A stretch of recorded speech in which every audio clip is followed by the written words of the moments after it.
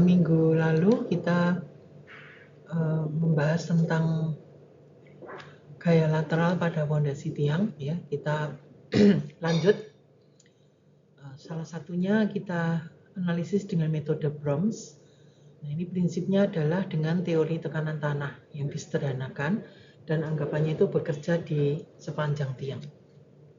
Nah, metode ini memiliki keuntungan bahwa bisa dipakai di tiang panjang, tiang pendek, maupun kondisi kepala tiang bebas dan terjepit.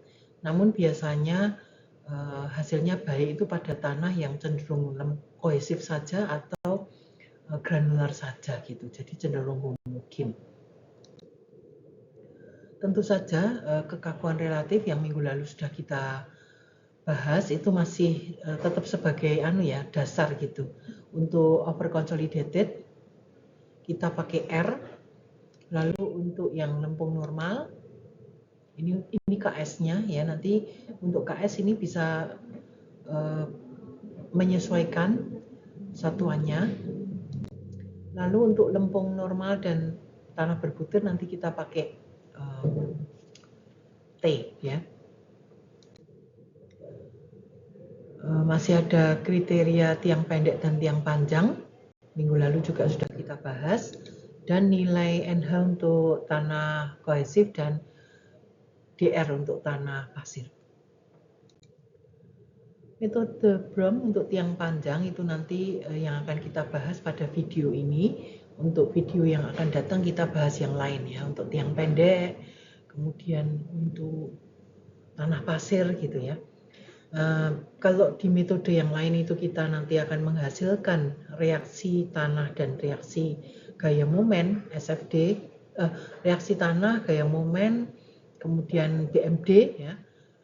Kalau pada Broom sudah ditentukan, yang sebelah kiri ini adalah untuk tanah pasir, yang di sebelah kanan untuk tanah lempung.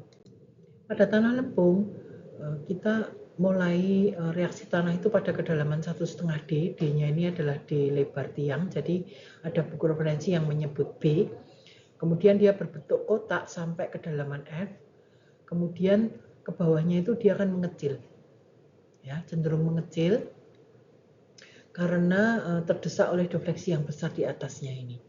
Ya, kemudian ini adalah bentuk diagram momennya. Untuk tanah kohesif, untuk tanah granuler kita bicarakan pada video yang lain. Oke, lalu untuk tanah kohesif dengan tiang panjang kepala bebas pada tanah lempung dianggap gaya pasif yang dimobilisasi sepanjang tiang itu tak berhingga gitu. Maka beban lateral batas HU yang dapat ditahan itu dinyatakan dalam momen tahanan maksimum ya, MU. Kalau dia sisa panjangnya ini adalah disebut G ya nantinya, maka momen maksimum ini adalah 9/4 D G kuadrat kali CU gitu.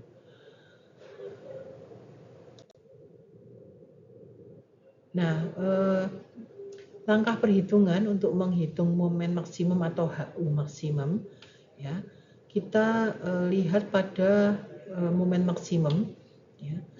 Kalau kita lihat sigma H itu kan besarnya P dulu ya. P itu adalah luas dari diagram yang kotak ini ya. Panjang kali lebar, panjangnya atau dalamnya itu F, lebarnya itu ini 9 CUB ya, maka ini 9 CUD atau B ya kali F. Sigma H sama dengan 0, maka di sini gaya horizontalnya itu ada gaya HU dan gaya P yang saling berlawanan, maka di sini HU sama dengan P. Maka F bisa dihitung. Ya. Momen maksimum dan HU bisa dihitung dari hasil ini, bisa dihitung melalui pakai tabel, pakai grafik ya, atau dihitung dengan diketahui HU atau M maksimum. Nah, maka M maksimum pada tengah ini ya, pada momen maksimum ini adalah gaya kali jarak. Gayanya adalah HU kali jaraknya itu E ditambah 1,5 B ditambah setengah F di sini ya, momen maksimum. Atau di sini ternyata momen maksimum ini juga bisa ditulis sebagai sebagai 9/4 DG kuadrat kali CU, di mana CU-nya itu adalah kohesi. Nah, karena Anda ini mahasiswa S2, maka ini PR yang pertama. Nah, ini PR yang pertama adalah membuktikan bahwa momen maksimum itu sekian ini, 9/4 DG kuadrat kali CU. Ya, ini PR1 ya.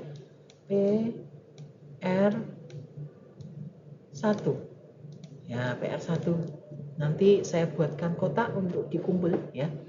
PR1 membuktikan bahwa dari HU kali E plus 1,5 D kali plus 0,5 F, maka momen maksimum ini bisa ditulis seperti ini. Gitu.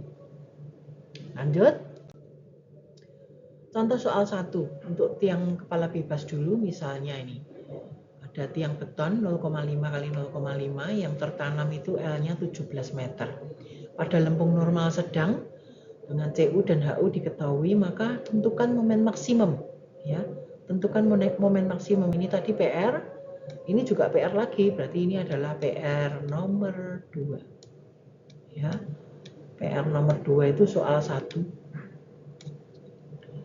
Ya, PR2, nah tentu saja kalau lempung normal sedang itu dengan panjang 17 meter harus kita tentukan dulu dia termasuk tiang panjang atau tiang pendek gitu. Kita tentukan NH-nya, kita tentukan EI tiangnya dari beton, kemudian kita hitung T karena lempung normal ya, lebih dari 4 L per T-nya. Jadi termasuk panjang elastis ya, tiang panjang elastis. Nah, maka momen maksimumnya berapa? Nanti ini untuk PR yang kedua. Atau Anda bisa menggunakan tabel ini, grafik ini ya. Kalau HU-nya diketahui, maka HU CU per D kuadratnya berapa? Terus nanti E-nya ini, ya, E di sini itu boleh ditentukan sendiri, ya, bisa 0,5, bisa 0,8 pada contoh yang semester lalu itu kan 0,8 ya E-nya. Ini mungkin kalau misalnya E-nya 0,5, B-nya 0,5, berarti ini sama dengan 1. Ya, kalau 1, HU CUD kuadratnya berapa? Tarik ke titik 1 ini, kemudian dibaca di sini. MY per CUD pangkat 3-nya berapa? Maka momen maksimum ketemu. Ya, dengan dua cara gitu. Nah, ini untuk tiang panjang dengan kepala tiang terjepit, yang kiri untuk pasir, yang kanan untuk lempung. Untuk yang pasir kita bahas pada video yang akan datang. Kita lihat untuk yang lempung dulu. Ini saran ya, ada cara yang sederhana gitu. Jadi HU-nya itu bisa ditentukan dari MU dibagi E ZF, di mana ZF-nya itu 1,5 untuk halus lunak, 3 untuk butir halus keras, tapi biasanya hasilnya kok kurang mendekati gitu. Jadi mungkin boleh dicoba untuk pembanding saja. Untuk langkah perhitungannya masih sama ya, hampir sama, cuma di sini kita lihat ada momen di permukaan tanah ini yang besarnya sama dengan momen maksimumnya. Ya, yang pertama adalah besarnya P itu sama dengan luas dari segi 4 ini, F kali alasnya 9 CUD atau CUB. Kemudian sigma H itu HU dan P, jadi ini sama ya, HU dan P sama, maka F ketemu. Nah, momen pada titik F itu di sini ada 2 kali MU. MU ini kan searah ya, jadi kita jumlahkan. Momen di titik F adalah 2 kali M ditambah P kali setengah F ini ya, minus HU kali jaraknya itu 1,5 D plus F ya. Jadi HU ini sebetulnya bekerjanya pas diperhitungkan, tidak ada E-nya ya, sehingga HU sama dengan 2 MU per 1,5 D plus 0,5 F